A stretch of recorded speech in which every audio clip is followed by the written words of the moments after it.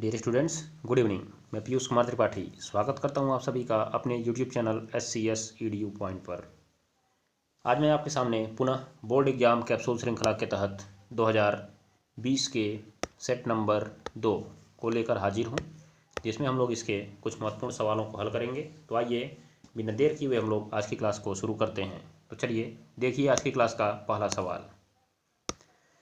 यहाँ पे लिखा हुआ है सबसे पहला सवाल आज की क्लास का कि सबसे अधिक क्षारीय एमीन है। यहाँ पर आपको थोड़ा सा पैटर्न जानने की ज़रूरत है।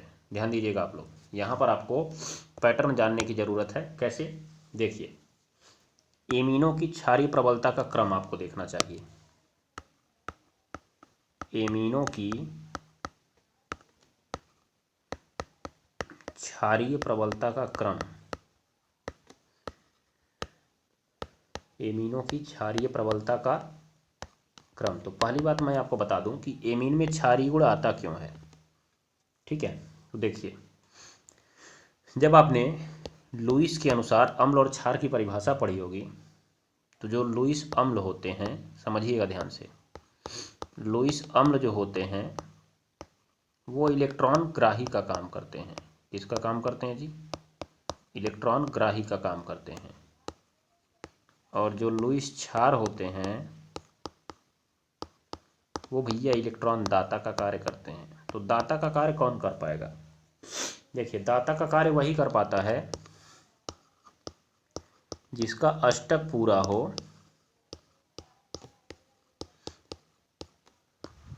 और एकाकी इलेक्ट्रॉन युग्म उपस्थित हों। क्या उपस्थित हों जी? एकाकी इलेक्ट्रॉन युग्म उपस्थित हों।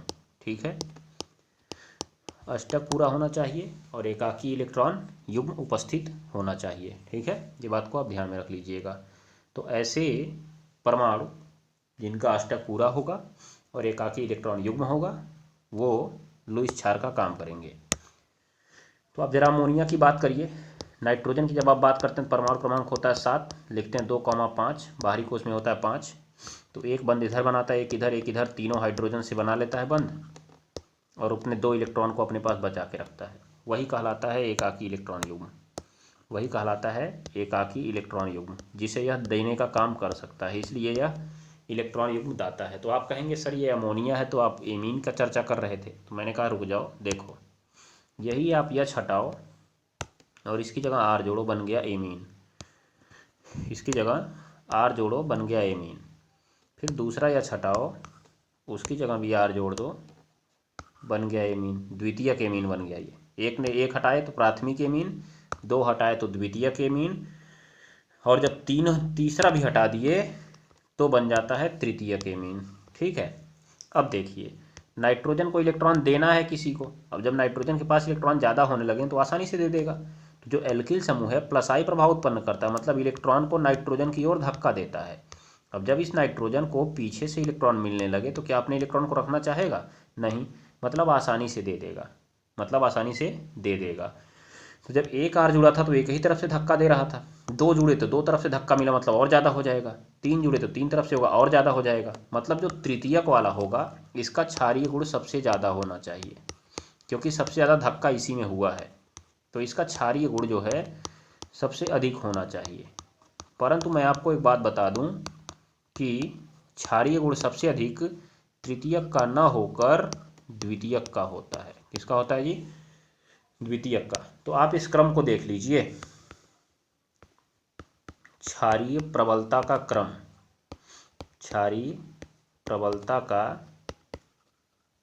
क्रम। ठीक है, तो इसमें आपका आता है द्वितीयक R2NH, फिर आता है तृतीयक R3N, फिर आता है प्राथमिक RnH2 और सबसे अंत में आता है आपका अमोनिया। तो सबसे ज़्यादा क्षारीय R2NH, फिर R3N, फिर RnH2। इसको आप द्वितीयक बोलेंगे क्योंकि 2 R जुड़ा हुआ है इसमें। इसको आप तृतीयक बोलेंगे, 3 ठो है, और इसको आप बोलेंगे प्राथमिक। और गणितीय भाषा में लिखेंगे एक अंश, नहीं सॉरी, एक अंश क्यों लिख रहे हैं? एक अंश नहीं, 2 अंश, फिर 3 अंश, और फिर 1 अंश, और फिर अमोनिया। तो अगर ऐसे आपको क्रम देखना तो ऐसे भी आप याद कर सकते हैं। ठीक है ना, ध्यान में रखिएगा आप लोग इस बात को। चलिए, तो ये बात आपने ध्यान में रख ली, आगे बढ़े हम लोग। आइए जरा, तो इसमें आपको देखना है द्वितीयक, तृतीयक, प्राथमिक और अमोनिया। सबसे ज़्यादा होता है द्वितीयक वाला। तो अगर आपको इस ऑप्शन में कहीं पर द्वितीयक दिख रहा है, कहीं पर द्वितीयक दिख रहा है, तो आपको बता देना है कि कौन सा वाला आंसर सही होगा। तो आप ज़रा देखिए और फिर बताइए कि कौन सा वाला इसमें से आपको सही लग रहा है, बताइए ज़रा। तो इसमें तो द्वितीयक वाले दो लोग दिख रहे हैं, क्योंकि देखिए CH3 के नीचे भी ट्वाइस दिख रहा है, इस CH3 के नीचे भी आपका ट्वाइस दिख रहा है, इस C2H5 के नीचे भी ट्वाइस दिख रहा है, मतलब द्वितीयक वाले तो दो लोग हो गए। तो अब आप देखेंगे इसमें से किसका प्लस आई प्रभाव ज़्यादा है। तो देखिए इसमें CH3 है, अकेला ही कार्बन धक्का दे रहा है। इसमें CH3 CH2 है एथिल वाले में, इसमें दो कार्बन मिल के धक्का दे रहे हैं, देख रहे हैं ना। तो इसीलिए इसका ज़्यादा होगा। ठीक, ये बात को याद रख लीजिएगा। तो एमिनो की क्षारीय प्रबलता का क्रम क्या होता है, 2 अंश, 3 अंश और 1 अंश। परंतु अगर इसी R की जगह आप फिक्स कर दीजिए, अगर इसी R की जगह आप फिक्स कर दीजिए CH3, देखिए CH3 से बड़ा रखेंगे तो यही क्रम रहेगा। जैसे अगर आप यहाँ पे C2H5 रख दीजिए, यहाँ पर भी C2H5 रख दीजिए, यहाँ पर भी C2H5 रख दीजिए, यही क्रम रहेगा, 2 अंश, 3 अंश, 1 अंश, फिर अमोनिया। परंतु अगर आपने यहाँ पे अमोनिया गलती से, ये सॉरी मेथिल गलती से रख दिया CH3, तो मेथिल गलती से अगर आपने रख दिया तो क्रम बदल जाएगा। ये 2 अंश जो रहेगा, 2 अंश से कम रहेगा 1 अंश वाले का, 2 अंश से कम रहेगा 1 अंश वाले का, ठीक है ना। उसके बाद उससे भी कम रहेगा आपका 3 अंश वाले का, मतलब मेथिल में 3 अंश वाले का सबसे कम हो जाता है, याद रख लीजिएगा। ठीक, तो अगर आप मेथिल की बात करते हैं, मेथिल एमिनो की, मेथिल एमिनो की अगर बात करते हैं, तो मेथिल एमिनो में 213 होता है, मतलब 2 अंश, 1 अंश, 3 अंश। और शेष एमिनो में चाहे आप जितना बड़ा उसके बाद रख लीजिए, 1 कार्बन के बाद 2 कार्बन, 3 कार्बन, चाहे जितना रखिए, तो शेष एमिनो में 231 होता है, अर्थात 2 अंश, 3 अंश और 1 अंश होता है, याद रख लीजिएगा इस बात को। चलिए अब बढ़िए जरा आगे। दूसरा कह रहा है स्कारबिक अम्ल किसका नाम है। यह है भैया विटामिन सी का नाम। किसका नाम है, विटामिन सी का नाम है। ये आपका जल में घुलनशील विटामिन होता है, जल में घुलनशील। इसके साथ साथ एक और विटामिन है बी, जल में घुलता है। बाकी आपके ए, डी, ई और के वसा में घुलते हैं, जल में नहीं घुलते हैं, याद रख लीजिएगा इस बात को। चलिए अब आइए जरा चलते हैं अगले सवाल की ओर। निम्नलिखित में से न्यूनतम हिमांक वाला विलयन है। तो देखिए जरा, यहाँ आपसे फिक्स एक सवाल वांठा गुणांक पे पूछा ही जाएगा। तो न्यूनतम हिमांक मतलब जिसका सबसे ज़्यादा हिमांक गिरेगा वही तो न्यूनतम हिमांक होगा। और हिमांक का अवनमन का सूत्र आपने पढ़ा है, डेल्टा TF बराबर KF गुणा W गुणा 1000 बटे M गुणा W डैश। ठीक है, तो यहाँ पर आपको I का गुणा मिलता है जब आप आयनित होने की चर्चा कर लेते हैं, वियोजित की चर्चा कर लेते हैं। तो इसका मतलब I जिसका सबसे ज़्यादा होगा वही सबसे ज़्यादा हिमांक का अवनमन प्रदर्शित करेगा और उसी का हिमांक सबसे कम होगा। ध्यान दीजिएगा कैसे, जैसे मान लीजिए कि सबका हिमांक है 50 डिग्री, मतलब कोई विलायक आपने लिया जिसका हिमांक है 50 डिग्री सेल्सियस, जो विलायक है उसका हिमांक है 50 डिग्री सेल्सियस। आपने उसमें एक यौगिक मिलाया तो उसका घट के 48 हो गया, दूसरा यौगिक आपने मिलाया 45 हो गया, तीसरा आपने मिलाया 40 हो गया। तो सबसे कम हिमांक किसका है, इसी का है ना, मतलब न्यूनतम इसी का है। तो गिरा सबसे ज़्यादा किस में, गिरा तो सबसे अधिक इसी में ना, तभी तो सबसे न्यूनतम हुआ। गिरा सबसे अधिक, याद रखिएगा। तो जिसका सबसे ज़्यादा अवनमन होगा, जैसे यहाँ हिमांक अवनमन है ना, जिसका सबसे ज़्यादा अवनमन होगा उसी का सबसे कम होगा, उसी का सबसे कम होगा। ठीक है ना, ये बात को ध्यान में रखिएगा। तो किसका होगा, इसमें किसका होगा, आप इसको देखने के लिए एक चर्चा करिएगा। देखने के लिए आप चर्चा करेंगे कि यहाँ पर आपको पोटेशियम सल्फेट है जिसका नाम है K2SO4। तो K2SO4 है तो ये देता है 2K+ और SO4 पे 2-, तो एक ठो माइनस है और 2 ठो प्लस है, तो टोटल 2 और 1 कितना हो गया, 3 आयन हो गए। कितने आयन हो गए जी, 3 आयन हो गए, याद रखिएगा आप लोग। तो इसका I ज़्यादा हो जाएगा। बाकियों में आयन देख लीजिए, NaCl है, NaCl में आपका Na प्लस बनाता है और Cl माइनस, तो एक एक हो गया, 1 + 1 कितना हो गया, 2 हो गया, तो 2 है। तो इसका मतलब इसका आई कम रहेगा। सबसे ज़्यादा आई किसका होगा आपका, K2SO4 का होगा। किसका होगा जी, K2SO4 का होगा। इसीलिए उसके लिए हिमांक का उन्मन सबसे कम होगा, सॉरी सबसे ज़्यादा होगा, सबसे ज़्यादा, क्योंकि आई सबसे ज़्यादा होगा ना इसका। तो अगर आई ज़्यादा होगा, डेल्टा TF भी ज़्यादा होगा और सबसे कम हिमांक उसी का होगा। तो कौन सा वाला रहेगा आपका, K2SO4। K2SO4 कहेंगे आपने ग्लूकोज और यूरिया क्यों नहीं चेक किया। अरे भाई साहब, ग्लूकोज और यूरिया आयनित ही नहीं होते हैं, याद रख लीजिएगा। ग्लूकोज और यूरिया आयनित ही नहीं होते हैं, इसलिए उसका आयन देखेंगे ही नहीं हम, तो उनका तो वैसे ही कम रहेगा, याद रख लीजिएगा आप लोग। चलिए अब जरा आइए आगे चलते हैं थोड़ा हम लोग। यहाँ पे आप देखिए लिखा हुआ है 4 रंगहीन लवण के विलयन हैं, पृथक पृथक प्रखनली में रखे गए हैं। तो 4 बर्तन हैं आपके पास।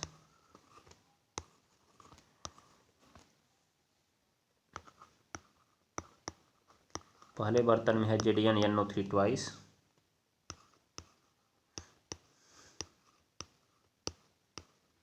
फिर है CdNO3 ट्वाइस,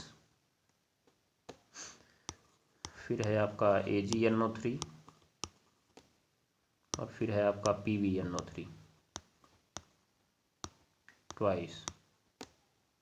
आपको इसमें मिला देना है सब में तांबे की पट्टी, तांबा मतलब जानते हैं कॉपर, सब में आपको कॉपर मिला देना है। तो आप बताइए इसमें से कॉपर किसको भगा देगा, तो जिससे ऊपर होगा कॉपर उसी को भगाएगा। तो देखिए जो कॉपर है वो खाली जिंक से, ये Ag से ही ऊपर होता है। किससे ऊपर होता है, Ag से। इसका मतलब Ag को भगा देगा। इसके लिए आपको सक्रियता श्रेणी याद रखनी होगी। मैं पीछे की क्लास में सक्रियता श्रेणी पूरी तरह से बताया हूँ एक क्लास में अलग से, आप जाइएगा उसको देखकर तैयार करिएगा। तो कॉपर जो है इसमें Ag से ऊपर है, बाकी तीनों से नीचे, इससे भी नीचे, इससे भी नीचे, इसलिए इससे भी नीचे, तीनों को नहीं हटा पाएगा। इसी से ऊपर है इसलिए उसको हटा देगा और उसको भगा देगा। तो बन जाएगा आपका CuNO3 ट्वाइस, बन जाएगा CuNO3 ट्वाइस। और जैसे ही CuNO3 ट्वाइस बना, इसमें आपको मिल जाएगा Cu2+ और Cu2+ का रंग होता है नीला। तो कौन सा विलयन अंत में नीला हो जाएगा जी, बताइए तो कौन सा विलयन अंत में नीला होगा आपका, AgNO3 नामक विलयन अंत में नीला हो जाएगा। ठीक, तो आप इस पर सही का ट्रिक कर सकते हैं। चलिए अब चलते हैं हम लोग अगले सवाल पे। यहाँ देख लीजिए, कह रहा है कि भैया शून्य कोटि के अभिक्रिया मात्रक का है, शून्य कोटि के अभिक्रिया के वेग नियतांक का मात्रक क्या है जी, वेग नियतांक का मात्रक। ठीक है, वेग नियतांक का मतलब होता है वेग स्थिरांक, वेग स्थिरांक। ठीक है, तो मैं आपको वेग स्थिरांक का मात्रक बता देता हूँ, यहाँ मैं नीचे लिखता हूँ।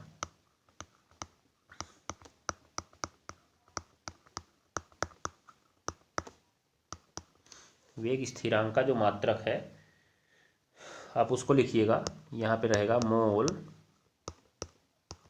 इसकी घात 1 - n इंटू लीटर इसकी घात n-1 इंटू सेकेंड इसकी घात -1। ये आपका होता है फॉर्मूला, जहाँ पर जो n है वो कोटि है। क्या है, कोटि। तो आपको शून्य कोटि का पूछा है तो आप इसी में रखिएगा, तो आपको ऑप्शन मिलेगा मोल लीटर पे -1, सेकेंड पे -1, अर्थात यहाँ पे ऑप्शन थोड़ा सा गलत किया है, यहाँ पे -1 रहेगा। तो मोल लीटर पे -1, सेकेंड पे -1, थर्ड नंबर ऑप्शन आपका सही हो जाएगा। बाकी में तो कोई संभावना नहीं, ये वाला वैसे ही गलत है, ये भी गलत है, ये भी गलत है। इसी में थोड़ा सा घात गलत था तो उसी को देख लीजिए आप, अन्यथा इसके तो चारों ऑप्शन गलत लग रहे हैं, तो हो सकता है मिसप्रिंट हो गई हो, याद रख लीजिएगा। चलिए अब आपका तगड़ा वाला रिएक्शन शुरू होता है। कह रहा है कि भैया हेलो एल्केन बनाने की 2 सामान्य विधियों के रासायनिक समीकरण लिखिए। मतलब आपको बनाना है हेलो एल्केन। कैसे बनाएंगे आप हेलो एल्केन, तो हेलो एल्केन तो बनाने के बहुत सारे रास्ते हैं ना आपके पास, बोलिए। पहला एल्कीन पर HX के योग से, HX के योग से, तो आपको मालूम ही है 1 पाई टूटेगा 2 सिग्मा बनेगा, तो यहाँ पे यक्स जुड़ जाएगा और यहाँ पे एच जुड़ जाएगा। अगर इसी में आप असममित एल्कीन ले लेते इस तरह का, तो उत्पाद जो है मार्कोनी-काफ नियम से बनता, मार्कोनी-काफ नियम से बनता, जिसमें आपका एच है इसके पास जाता और यक्स इसके पास जाता, मतलब एच उसके पास जाता है जिसके पास हाइड्रोजन संख्या ज़्यादा होती है, तो इसके पास जाएगा भाग के वो, तो आर सी एच इसके साथ जुड़ जाएगा यक्स और उसके पास एक एच चला जाएगा तो वो CH3 हो जाएगा, मतलब ये बन जाएगा।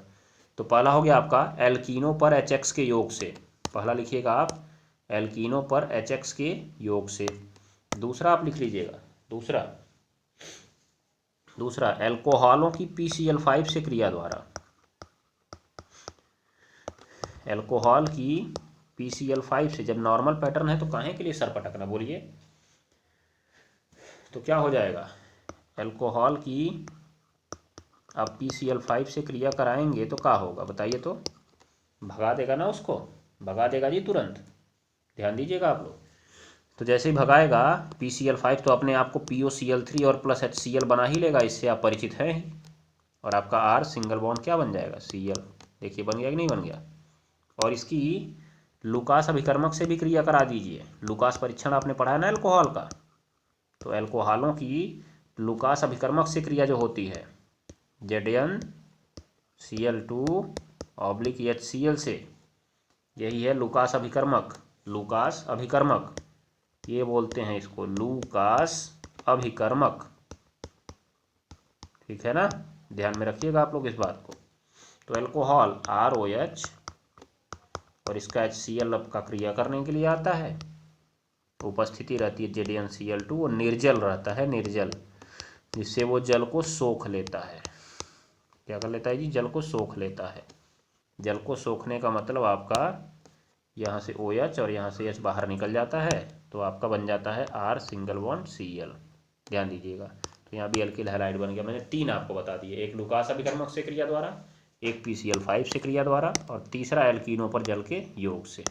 ये जो जल का योग है ये हुआ भैया मार्कोनी-काफ नियम से, मैंने पीछे बताया पैटर्न में, जाइए अच्छे से पढ़िएगा, मार्कोनी-काफ नियम वहाँ पे समझाया हुआ है, फिर बोलने का उसको कोई मतलब नहीं है। इसमें 2 रिएक्शन पूछा है कि इसकी एल्कोहली KOH से क्रिया बताइए, मतलब एल्किल हैलाइड जो हैं इसकी KOH से क्रिया बतानी है, वो भी कैसा, एल्कोहली। तो मैंने आपको बता रखा था पैटर्न में ही कि जब भी आप हेलो एल्केन की, ध्यान दीजिएगा, हेलो एल्केन की जलीय KOH से क्रिया करा रहे हैं, किससे, जलीय से, तो होता है प्रतिस्थापन, क्या होता है, प्रतिस्थापन होता है, ठीक है। और जब आप वही KOH जलीय की जगह एल्कोहलीय कर देते हैं, एल्कोहलीय कर देते हैं, तो वहीं पे हो जाता है विलोपन, विलोपन, ठीक है, जिसमें आपका HX निकल जाता है बाहर और बन जाता है एल्कीन। तो आपको यहाँ पे एग्जाम्पल लेना पड़ेगा CH3CH2Cl का, और इसकी क्रिया करानी होगी KOH से, जिस पे आप ALC लिख देंगे तो एल्कोहली पता लग जाएगा। तो मैं ऐसे बनाता हूँ इसको, क्योंकि विलोपन कराना है ना, तो एक H को ऊपर और CH2 लिख के इसके Cl को ऊपर, और यहाँ पे आपका ऊपर KOH लिख देते हैं और इसमें लिख देते हैं ALC, ठीक है। रिएक्शन देख लीजिए, ये आपका H और Cl मिल के निकल जाएंगे बाहर, दोनों लोग का एक एक बंध कम हो गया, तो फिर से अपना पाई बंध बना लेंगे, फिर से अपना पाई बंध बना लेंगे, ये हो जाएगा आपका रिएक्शन, ठीक है, जिसमें बन गया आपका एथिलीन, एथिलीन क्या बन जाएगा, एथिलीन। तो ये हो गया आपका एल्कोहलों, ये सॉरी हेलो एल्केन की एल्कोहली KOH से क्रिया। अब AgCN से क्रिया देख लीजिए, हेलो एल्केन की AgCN से क्रिया, तो ये मैं आपको 2019 वाले सेट में हल करा चुका हूँ। जो AgCN है ये एक सहसंयोजी यौगिक है, कैसा यौगिक है जी, सहसंयोजी यौगिक है। अतः जब इसमें नया यौगिक बनता है तो वो आइसोसाइनाइड बनता है RNC, और प्लस आपका AgX अलग हो जाता है। तो आप कहेंगे ऐसे कैसे हो गया, यहाँ पे CN है तो ये कैसे बन गया, तो देखिए मैं आपको बताता हूँ। जो आपका AgCN है, Ag single bond C triple bond N ऐसे, ठीक है, इसमें नाइट्रोजन ने कार्बन के इलेक्ट्रॉन को अपनी ओर खींचा होगा, तो इस पर आएगा आंशिक ऋणावेश इस पर, और कार्बन पर आएगा आंशिक धनावेश। और आपका जो आधार अणु है R सिंगल बॉन्ड X, इसमें X ने इलेक्ट्रॉन को खींचा होगा तो इस पर आंशिक ऋणावेश, R पर धनावेश। तो इन दोनों में से बताइए कौन सा इस R के पास भाग कर जाएगा, माइनस वाला ही तो भाग कर जाएगा ना, यही समूह तो भागेगा। तो जैसे ये यहाँ पर भागेगा, इस X को निकाल कर बाहर फेंक दिया जाएगा और वो Ag के साथ जुड़ जाएगा। तो अब आप बताइए कि R के साथ कौन जुड़ा, R के साथ कौन जुड़ा, N जुड़ा, तो C अकेले छूट जाएगा ना यहाँ पे, याद रखिएगा, इसलिए RNC बनता है इसमें, ठीक है, RNC। परंतु जब इसी रिएक्शन में हम लोग KCN लेते हैं, इसी रिएक्शन में हम लोग KCN लेते हैं, KCN, जो KCN है वो आयनिक यौगिक है और K प्लस तथा Cn माइनस बनाता है, जिसमें माइनस C पर आता है। अब इसके ऊपर आंशिक ऋणावेश आया, इस पर आंशिक धनावेश आया, तो ये माइनस वाला जाएगा इस प्लस वाले के पास, मतलब इस बार कौन जुड़ेगा, C जुड़ेगा, तो RCN हो जाएगा और प्लस आपका KX अलग हो जाएगा, ठीक है। तो यही है आपका कि KCN से क्रिया में RCN क्यों बनता है और जबकि AgCN से क्रिया में RNC क्यों बनता है। तो आप कारण क्या देंगे कि AgCN सहसंयोजी यौगिक है, इसलिए इसमें RNC जुड़ता है, और पूरा विधिवत आपको रिएक्शन नीचे दिखा भी सकते हैं, नहीं तो उतने छोड़ दीजिएगा। और उसके बाद RCN एक आयनिक यौगिक है जिसमें C पर ऋणावेश होता है, इसीलिए RCN बनता है, इसमें हो जाएगा, ध्यान में रखिए KCN जो है आयनिक यौगिक है। चलिए अब चलिएगा आगे सवाल पे, अगला सवाल देख लीजिए क्या लिखा हुआ है। यहाँ पे लिखा हुआ है कार्बोक्सिलिक अम्ल की क्रिया निम्नलिखित के साथ कराते हैं। आइए जरा धड़ाधड़ झोंका जाए। पहला नंबर किससे क्रिया हो रही है जी, कार्बोक्सिलिक अम्ल, फार्मूला बताइए HCOH प्लस इसकी क्रिया आपको अल्कोहल से करानी है, तो इसको लिख दीजिए उल्टा। आप कहेंगे क्यों, मैंने कहा जरा एक रिएक्शन याद करिए आप, जिसे आप बोलते हैं टेस्टरीकरण। क्या होता है टेस्टरीकरण की अभिक्रिया में, जब अल्कोहल आपके कार्बोक्सिलिक अम्ल से जुड़ता है तो H2O निकल जाता है बाहर, और फिर यहाँ पे जुड़ जाता है RCOOR, जिसे आप कहते हैं एस्टर, यही होता है टेस्टर। निकल जाता है बाहर H2O, निकल जाता है बाहर H2O, हो जाएगा ना, बस। तो ये हो गया आपका रिएक्शन पहला वाला। दूसरा देखिए, दूसरा दमदार शानदार रिएक्शन, RCOOH प्लस NH3। तो आपने देखा होगा कि ये होता है क्षारीय प्रकृति का और ये होता है अम्लीय प्रकृति का। तो अम्ल और क्षार की क्रिया से बन जाएगा लवण और जल। तो चूंकि इसमें ये OH तो है नहीं, इसीलिए केवल लवण ही आपका बनेगा। तो RCOO और NH3 आपका कौन सा आयन बनाता है, NH4, जिसे आप बोलेंगे ammonium acetate, ammonium carboxylate, ammonium carboxylate, ठीक है ना, याद रख लीजिएगा, अमोनियम कार्बोक्सिलेट है ये, ठीक। अब अगर आप इसी को गर्म कर देते हैं, मैंने आपको बताया हुआ है, तो RCONH2 एमाइड बन जाता है गर्म करने पर। और अगर इसी को आप निर्जलीकारक P2O5 के साथ गर्म कर देते हैं तो एक अणु और जल निकलता है और साइनाइड बन जाता है। क्या बन जाता है, साइनाइड। तो आप यहीं तक लिख के छोड़ दीजिएगा, क्योंकि केवल अमोनिया से क्रिया पूछा हुआ है। फिर PCl5 बोला, ये तो ललन ड्रॉप रिएक्शन, ये नहीं आया तो आप गधे हैं, ये तो पैटर्न है, 40 बार मैंने कूट कूट के बताया हुआ। बताइए तो क्या बनेगा प्लस में, प्लस में बन जाएगा POCl3 और प्लस क्या HCl, और आपका क्या वहाँ पे बन जाएगा जी RCOOH की जगह कौन आ जाएगा, Cl आ जाएगा, बस ये आपका यौगिक बन गया। देखिए इसका नाम है अम्ल हैलाइड या अम्ल क्लोराइड, या कहेंगे कार्बोक्सिल क्लोराइड। क्या कहेंगे जी, कार्बोक्सिल क्लोराइड। फिर देखिए NaOH से क्रिया कराएंगे तो RCOH प्लस NaOH। अब तो बढ़िया है, अम्ल और क्षार मिल गए, तो अम्ल का H, क्षार का OH निकल कर फरार, H2O बना लिए और बन गया आपका RCONA, और बन गया H2O। देखिए कितना आसान रिएक्शन है। अब उसके बाद देखिए एक और, लाल फास्फोरस तथा H2O की उपस्थिति में हैलोजन से क्रिया। तो देख लीजिए R, यहाँ पे थोड़ा सा मुझे बनाना पड़ेगा CH2 COOH और प्लस इसकी हैलोजन से क्रिया होगी किसकी उपस्थिति में, लाल फास्फोरस ऑब्लिक H2O की उपस्थिति में। तो मैं आपको थोड़ा सा यहाँ पे एक काम करता हूँ कि मैं इसको हटाकर और थोड़ा इसकी चर्चा मैं कर लेता हूँ। यहाँ के मैं दोनों हाइड्रोजन को ऊपर नीचे दिखा देता हूँ। तो आप ज़रा देखिए, थोड़ा सा यहाँ पे चर्चा करते हैं। ये है COH क्रियात्मक समूह। तो जो इसके पास वाला कार्बन है आप इसको नाम देंगे अल्फ़ा कार्बन।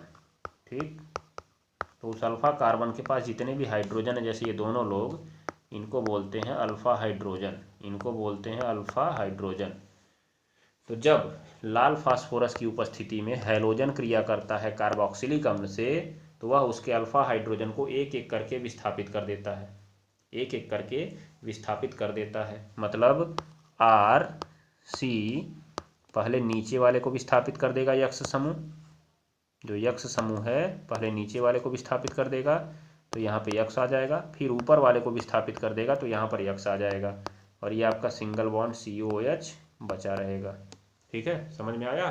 तो क्या होगा कि जब लाल फास्फोरस की उपस्थिति में कार्बोक्सिलिक अम्लों की क्रिया हैलोजन से कराई जाती है तो कार्बोक्सिलिक अम्ल के अल्फ़ा हाइड्रोजन एक एक करके विस्थापित हो जाते हैं। इस रिएक्शन को बोलते हैं HVZ अभिक्रिया। आपने बहुत इंपॉर्टेंट रूप में इसको पढ़ा हुआ है, HVZ अभिक्रिया, जिसे हिंदी में बोला जाता है Hell Volhard Zelinsky reaction, Hell Volhard Zelinsky reaction. तो नाम लिख लीजिएगा, इंपॉर्टेंट रख के लीजिए, आएगा पेपर में आपके ये। ठीक है, परंतु अगर यहीं आप एसिटिक अम्ल ले लेते यहाँ पे आप, और उसकी क्रिया X2 से या Cl2 से कराते, किसकी उपस्थिति में, प्रकाश की उपस्थिति में, चाहे लाल फास्फोरस की उपस्थिति में ही कराते, दोनों में से कोई एक ही लेना है आपको। ठीक है, तो इसका एक ही हाइड्रोजन हटता है, मतलब CH2 Cl COH। इसको रख लीजिएगा क्योंकि पेपर में पूछी गई है, ये अभिक्रिया भी पिछले साल ही पूछी गई थी, ये ध्यान में रखिएगा आप लोग, इंपॉर्टेंट रिएक्शन है ये। ठीक है, याद रख लीजिएगा। तो अल्फा क्लोरो एसिटिक अम्ल बन जाएगा ये, यही ध्यान में रखिएगा। तो एक ही इसका निकलता है। ठीक, चाहिए तो आप बाद में तीनों निकाल भी सकते हैं, लेकिन इस अभिक्रिया में केवल एक ही निकलता है। तो हो गया ना आपका ये रिएक्शन, देख लीजिए, आसानी से आपको हो जाएगा। चलिए, तो आज के लिए बस इतना ही। अब हम लोग अगले सवालों को कल की क्लास में करेंगे। यहाँ पर आपके सामने कुछ सवाल हैं जिन्हें आप खुद कर सकते हैं, इंपॉर्टेंट सवाल हैं, अच्छे सवाल हैं। 1.17 ग्राम को 25 ग्राम जल में घोला गया है। थोड़ा सा मैं आपको हिंट दे देता हूँ, फार्मूला आप खुद लगाएंगे। 1.17 मतलब विलेय कौन है, चीनी की मात्रा स्मॉल w बराबर 1.17 ग्राम, 1.17 ग्राम 25 ग्राम जल में घोल रहे हैं। जिसमें घोल रहे हैं वह विलायक है, 25 ग्राम जल में घोल रहे हैं ना, तो वह विलायक है, विलायक। तो जो विलायक है जल, उसको आप मानते हैं W' बराबर 25 ग्राम। क्वथनांक बढ़ जाता है, डेल्टा TB बराबर 0.017 डिग्री सेल्सियस बढ़ गया। तो आपका परिवर्तन जब होता है, चाहे सेल्सियस हो चाहे केल्विन में हो, कुछ करना नहीं, इसी पे छोड़ देना है। और आपका जो विलेय है, विलेय चीनी का मोलर द्रव्यमान दिया है, विलेय का मोलर द्रव्यमान दिया है, यम बराबर 342। भैया आपको निकालना का है, आपको अणुक उन्नयन स्थिरांक निकालना है। क्या निकालना है आपको, अणुक उन्नयन स्थिरांक निकालना है। तो आप जरा बताइए, ये अणुक उन्नयन स्थिरांक है क्या, बोलिए तो, अणुक उन्नयन स्थिरांक क्या है। तो जो अणुक उन्नयन स्थिरांक है उसे आप बोलेंगे मोलर उन्नयन स्थिरांक। क्या बोलेंगे जी, मोलर। तो अणुक पूछ रहा है आपसे, इसका मतलब उसने मोलर पूछा है आपसे, मोलर निकालना है, मोलर। तो मोलर उन्नयन स्थिरांक आपका K होता है, K कर सकते हैं आप उसे, K या K' भी कर सकते हैं, कोई गलती नहीं है, परंतु फॉर्मूले में थोड़ा सा बदलाव आता है। तो आपका अणुक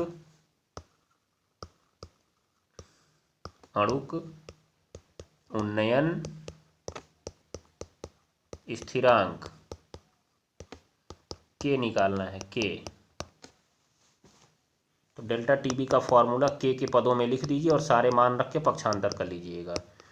तो मैं लिख देता हूँ के गुणा डब्ल्यू गुणा 1000 की जगह हो जाता है 100।